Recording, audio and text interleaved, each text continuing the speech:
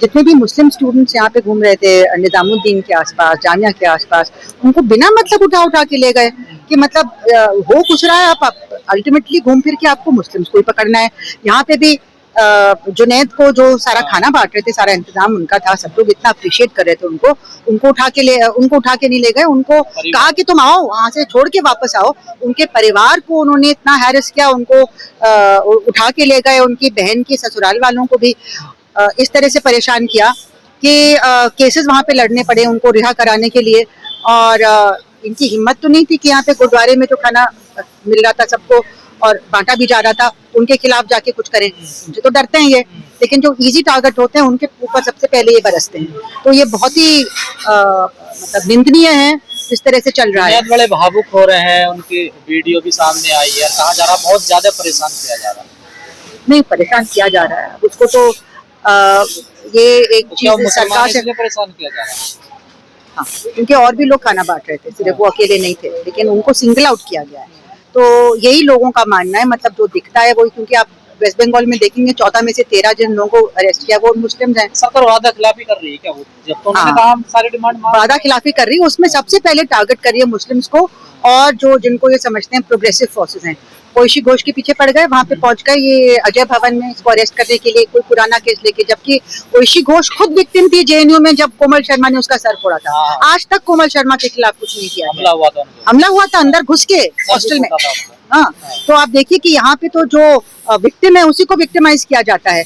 तो ये rule of law नहीं चल रहा हमारे देश में, रूल ऑफ माफिया चल रहा है। और इसके खिलाफ अगर बल्कि हमारी वो जो इतना अनपैरेलल्ड हिस्टोरिक प्रोटेस्ट जहाँ पे जो चल रहा था, उसी टाइम पे इस चीज को भी इंसिस्ट करना चाहिए था कि जो 20 जुलाई को हुआ है उसकी अकाउंटेबिलिटी फिक्स करने के लिए अमित शाह का रेजिग्नेशन होना चाहिए। क्योंकि होम मिनिस्टर अगर जिम्मेदार नहीं है तो कौन है?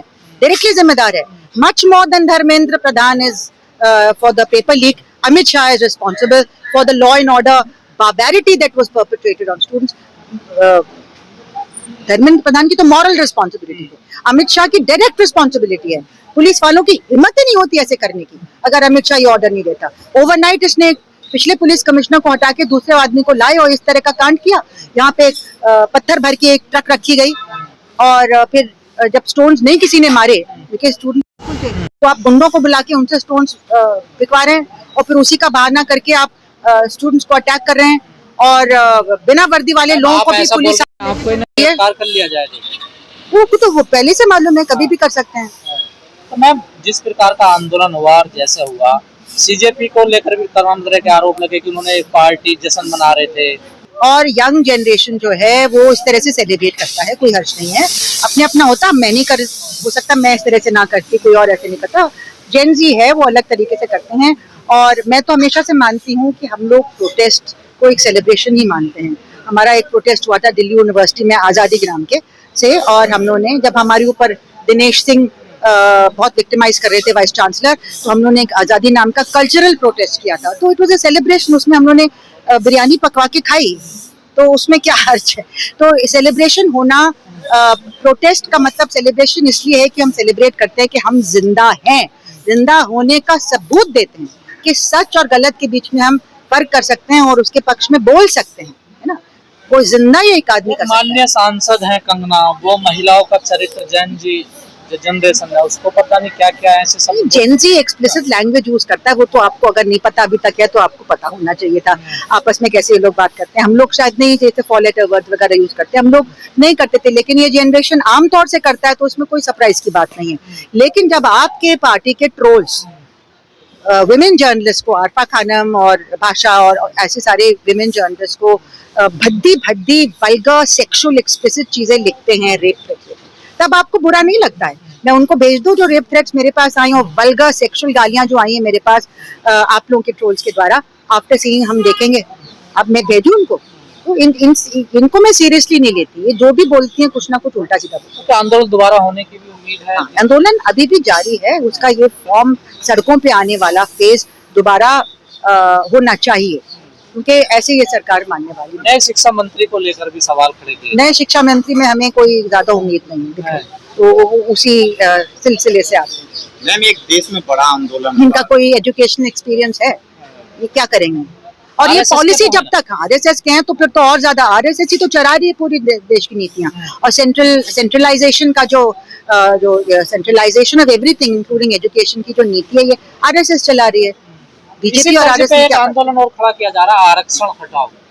उसमें तो वो तो प्रिविलेज लोग कर रहे हैं, मैं उसमें हम लोग तो हमेशा आरक्षण के सपोर्ट में करते हैं। देखिए जिस तरह से वादा करने के बाद वादा फरामोशी जो चल रही है, ये वादा के सारे प्रोटेस्टर्स के ऊपर जो केसेस लगे हैं वो सब हटाए जाएंगे, किसी का हैरेसमेंट नहीं होगा। हमने तो तब भी नहीं माना था कि ये तो है ही वादा फरामोश लोग, इनसे क्या उम्मीद करते हैं हम लोग। हमने तो इनको बहुत सालों से देखा है, लेकिन ये सीजेपी की लीडरशिप ने उनके वादे को मान के और धर्मेंद्र प्रधान के इस्तीफे को मान के उन्होंने कॉल ऑफ कर लिया। अब इतना ज्यादा रिप्रेशन बिहार में, वेस्ट बंगाल में, असम में, दिल्ली में भी चल रहा है। अब देखते हैं कि किस तरह से छोटे छोटे बच्चे, 13 साल के बच्चे जो पानी बांट रहे थे उनको घसीट के दे रहे हैं। एक सिख बच्चा है, वो उसका वीडियो भी आया था, उसकी माँ उसको बचा रही है और पुलिस उसको खींच के ले जा रही है। ऐसे हाथ में ला के इनको मन मर्जी से सरकार या चला रही, जो कानून का होगा वो होगा।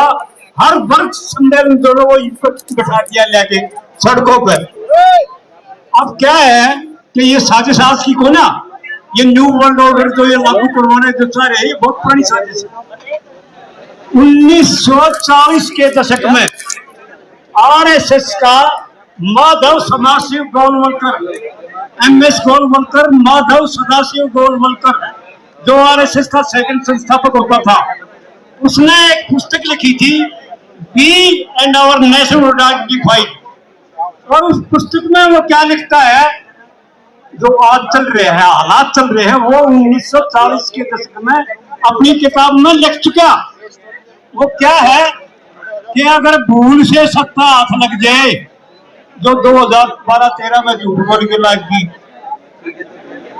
तो उस देश की सरकारी संपत्ति, जल, जंगल और जमीन अपने 2-3 धनाढ्य विश्वसनीय साथियों को सौंप दे और देश में 95% देश में भूखमरी पैदा कर दे, ताकि 7 जन्म तक भी आपकी सरकार ना जाए। और वो ये हालात हो रहे हैं। आप लोगों ने इनकी रोटियां पे, इनकी पानी पे, इन पे रहना पड़ेगा निर्भर। फिर उसी गोलवलकर ने एक और बात लिखी थी, जब ये देश आजाद हुआ, भाई हमने इसी आजादी नहीं चाहिए जो SC, ST, BC, OBC को, मुस्लिम को बराबर का अधिकार दे। तो मेरे बटे उस दिन से पाछा लाग रही से। फिर इसी गोलवलकर ने 1960 के दशक में एक किताब और लिखी, पंचम थॉट्स। उसके 43 नंबर प्रश्न पे ये है, जो अपने दादा छोटूराम, बाबा भीमराव अम्बेडकर जो अपना संविधान बनाया, संविधान को ये कहते हैं कि वो तो एक विषैला बीज है। मतलब इससे घटिया काम और क्या होगा संविधान ने, जो इनको ये बोलने की स्वतंत्रता दे दी, मौलिक अधिकार दे दिए, उन्हीं के अगेंस्ट में वो कह रहे कि बोले ये तो एक विषैला बीज है। फिर अगले पॉइंट में क्या कहते हैं कि हम जो ये लोकतंत्र, लोकसभाएं, राज्यसभाएं, विधानसभाएं भंग करके लोकतंत्र को समाप्त करके डिक्टेटरशिप, तानाशाही स्थापित होनी चाहिए। SC, ST, BC, OBC के बच्चों को कम से कम स्कूलों में दाखिला दो, और चाहे एक आध कोई पढ़ जाए तो उसको अपनी छोरी दे दो। ये उस किताब में बंच ऑफ थॉट्स के 43 नंबर पृष्ठ पे। तो ये तो बहुत पहले साजिश रची जा रही है, उन्हीं पे चल रहे हैं। जो 12-13 में जो झूठ बोली थी, जुमलेबाजी करी थी, इनने कहा था भाई 15-15 लाख खारे अकाउंट में आएंगे। और जब हम इच्छा थे बुझी तो नहीं बोले, वो तो जुमले थे। मेरे अपने शर्मा ना उनकी बता, उनकी अनिल कहती आनी इस संविधान के बारे में, इस जो धर्म के बारे में, धर्मवाद के बारे में एक दिन अपने प्रधानमंत्री से भी एक पत्रकार ने पूछ ली, बोले क्या आप हिंदू धर्म के बारे में क्या कहो? कहने नहीं, मैं तो नहीं मानता, मैं तो सुप्रीम कोर्ट ने जो आदेश दिए थे उन्हीं को मानता हूँ। वो 11 दिसंबर 1995 में सुप्रीम कोर्ट के आदेश थे कि हिंदू कोई धर्म नहीं, ये एक जीवन पद्धति है। हर धर्म के जीवन जीने के ये नियम है कि किसने अपना कैसे जीवन जीना है, तो ये नियम है। और जिसका मन में आओ वो बनाओ, हमारी सरकार ने कर दिया। अब हमने इनके चक्कर में नहीं पड़ना, ये तो संविधान को खत्म करना चाहते हैं। अब दूसरी बात ये है कि दो नौकरी देंगे, तो जो इन्होंने 2 करोड़ नौकरियों की दी है, तो ये अपने देश में